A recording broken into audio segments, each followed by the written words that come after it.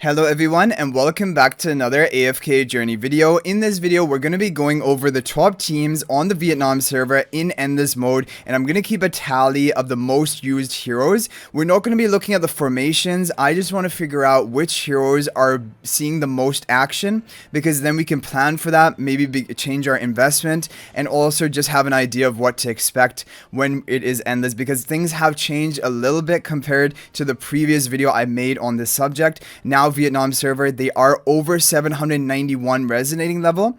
However, there are going to be some teams from a week ago, for example, where they were level 720, so things could still change there as they make it up to 800, but it should be pretty accurate. Okay, now I have scoped through the teams, and I have an idea. Okay, yeah, the overall top score he got is with the most recent one, Stomper. In the previous video I made, the twins were not used in the top Stomper team, but now the twins have come back. Twins and Rainier and Harak. Harak is seeing a lot of use. Things might change when we get the mythic magic charms, but as of right now, Harak is dominating in endless. So if you have Harak built, basically you're going to be in good shape. And is with the Blade Summon spell, using Sinbad as well as a secondary damage dealer. Interesting that Sinbad is still not being power crept. I was thinking that he was going to completely fall off by the time we made it to the high resonance levels. However, I think he's actually mainly being used for his debuff to ramp up Harak's damage further, right? You have Rainier for the debuff, Sinbad for the debuff, and some damage. If you take a look at the damage, oh wow, actually Sinbad did the most damage? Okay, I don't know what, but either way, Sinbad is putting in the work. So he's not falling off. I was expecting him to fall off. Okay, and then Mikola as well. Okay, this is Stomper top team. Let's go ahead and take a look at the next one. Crystal Beetle. This was at 746 resonating level. And the top team score, I believe, is around about this one, 7121. Basically all the recent teams that he was running. It is going to have Rainier. It is going to have the twins. I think the twins are probably going to be in all of the bosses now. It is having Harak again, which is crazy, because this is a boss where Thalassa should be the one who is shining, because she deals magical damage, and that is boosted in Crystal Beetle. But Harak is dominating here. And when you have a Harak, you probably want to have Fresto along with him for free food for the Harak. And then Mikola again being used. Mikola has not been power crept. What is crazy is looking like Smokey is actually the one that's being power crept and not Mikola. When everyone was thinking that Mikola would be the one power crept because Smokey has damage output, right? But Mikola doesn't have nearly as much damage as Smokey. But this is crazy. With the harmonic spell. Okay, this is a crazy team. Let's move on to Orson. So Orson we have here, I think the top team is a second lineup over here. Again, you're going to be looking at these teams and being like, is anything changing, or is everything exactly the same? Because again, it's going to have the twins, Rainier, Mikola, Fresto, Harak. It looks identical to Crystal Beetle. Harak is the damage dealer option. And now you're looking at this and you're like, is Harak meta again? Do I have to build Harak on my account? It's crazy. So like, people basically, because of last season, Harak was really dominant in endless after he came out. And people felt that they got baited into going for Harak. But I guess it just is the fact that Harak is still a beast in endless, but the fact is he's not really good pretty much at all in pre-endless other than in Plague Creeper. So this is really interesting, and I think a lot of people will be happy with this who did build Harak. And if you didn't build Harak, I think there will be some decent free-to-play options without, or not free-to-play, but like basically more budget options without Harak, using pretty much a similar team lineup. And I think when we get mythic charms, maybe Harak might fall a bit out of favor, because that's when Shakir and Fresto type comps can shine a little bit harder because of Shakir's charms, maybe even Ludovic. But Harak as of right now is dominating. And let's move on to Thalassa. So Thalassa we have over here. Thalassa is one of the most interesting bosses. I really like it. Of course, it is still using the twins. But the thing about this boss is you need to use ranged damage dealers. And so Odie is shining. And Thalassa is not even shining. This is sad, right? This is really sad for Thalassa. So there was a 53,973 with Thalassa. However, there's a 54,140 without Thalassa. And so it shows that Thalassa is not really needed. And in fact, not in the top scoring team, or basically very similar. But I guess that is the option if you don't have Hugin, right? Because Hugin is taking the place of Talene over here. I think I'm going to consider the Hugin team to be the best overall because he did the most runs with that, and he did end up getting the top score with that.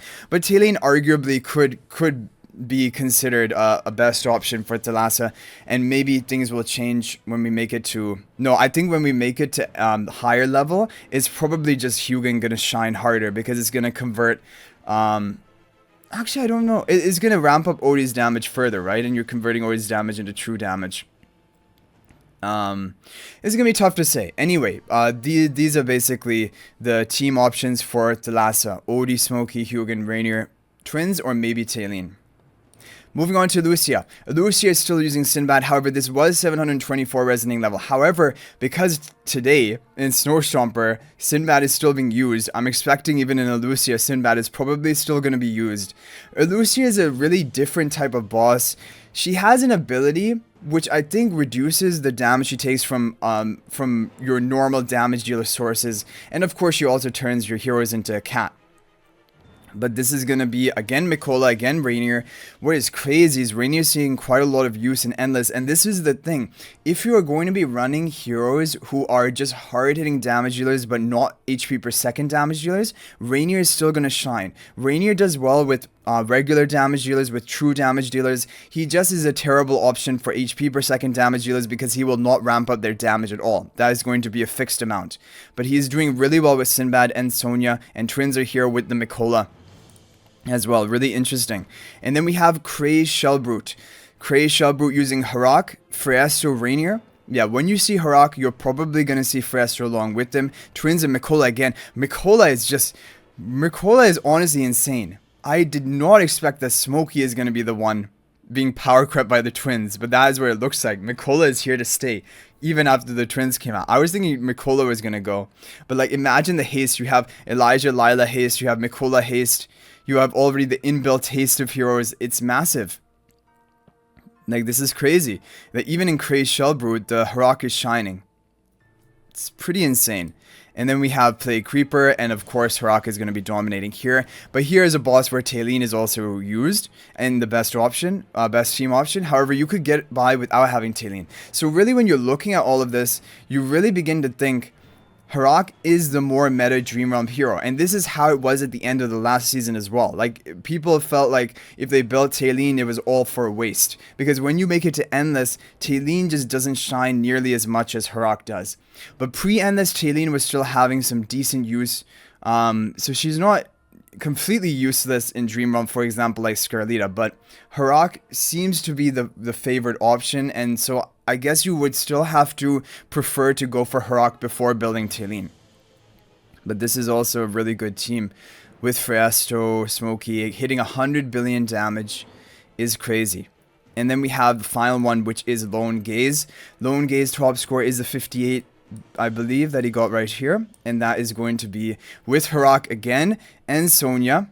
Sonya not seeing as much use in Endless because there are better options and basically no room for her. Again, using Freestro for food for the Harak. You're gonna have Mikola and the Twins. Things could change. This was at 714 resonating level. Like, tomorrow it will be at 800, so maybe things will be different. However, as of right now, Harak is dominating. Freestro is still seeing a lot of use. Twins are in, I think, all 8 bosses, and Mikola is in a lot of them. I think around 6, maybe even 7. Sonya's not in many. Smokey's not in many. Talene's hardly in them. Odie is only in Thalassa, but that's better than before. Before, Odie was in nothing. Odie was not in any top performing Endless Dream Realm boss, so that is good news for Odie.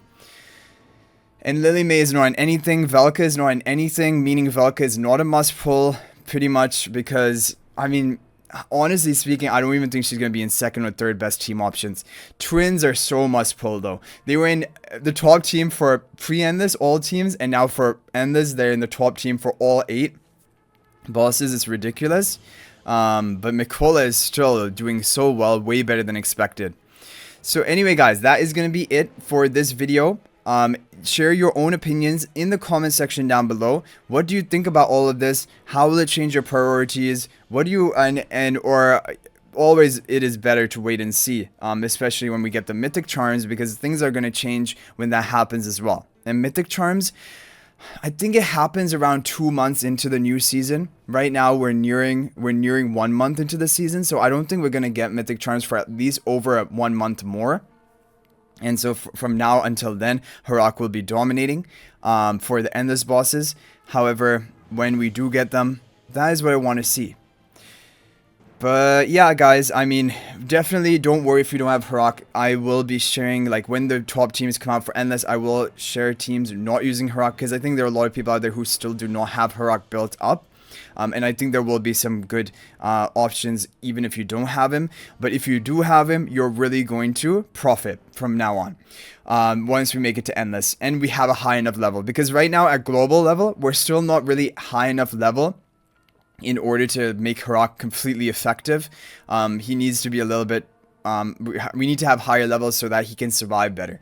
But anyway, guys, thank you for watching. I hope you enjoyed the video. I'll hopefully see you guys in the next video. And before I end off the video, if you guys want to join my AFK Journey Discord server, there's a link to that in the description of this video. We chat about everything related to AFK Journey. We're nearing 2,600 members, and we chat. Yeah, so feel free to come and chat and hang out. But thanks for watching, guys. I'll hopefully see you in the next video, and until then, everyone, peace out for now.